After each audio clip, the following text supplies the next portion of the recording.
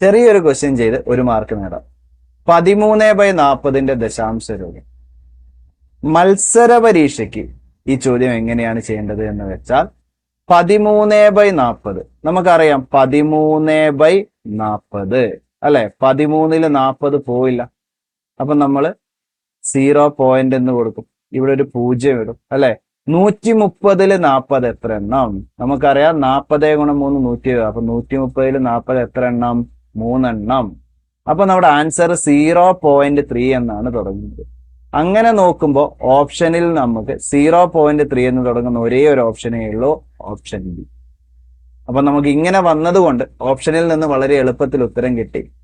അല്ലാതെയാണ് വരുന്നതെങ്കിൽ പൂർണ്ണമായി ഹരിച്ച് നമ്മൾ ഉത്തരത്തിലേക്ക് എത്തുന്നതാണ്. നമുക്കിവിടെ ഹരിച്ച് നോക്കാം. 3 × 40 എത്രയാണ്? 120 ആണ്. ബാക്കി 130 120 പോയാൽ 10. 10-ല് 40 പോകില്ല. അപ്പൊ നമ്മൾ 100 ആക്കി. 100-ല് 40 രണ്ടെണ്ണമാണ്. 2 40 80 ആണ്. 100-ന്ന് 80 പോയാൽ 20 ആണ്. വീണ്ടും 20-ല് 40 പോകില്ല. അപ്പൊ നമ്മൾ 200 ആക്കി. 200-ല് 40 എന്ന് പറയുന്നത് 5 എണ്ണമാണ്. 5 40 200 ആണ്. ശിഷ്ടം 0 ആണ്. സോ നമുക്ക് ഉത്തരം 0.325 ആണ് വരുന്നത്.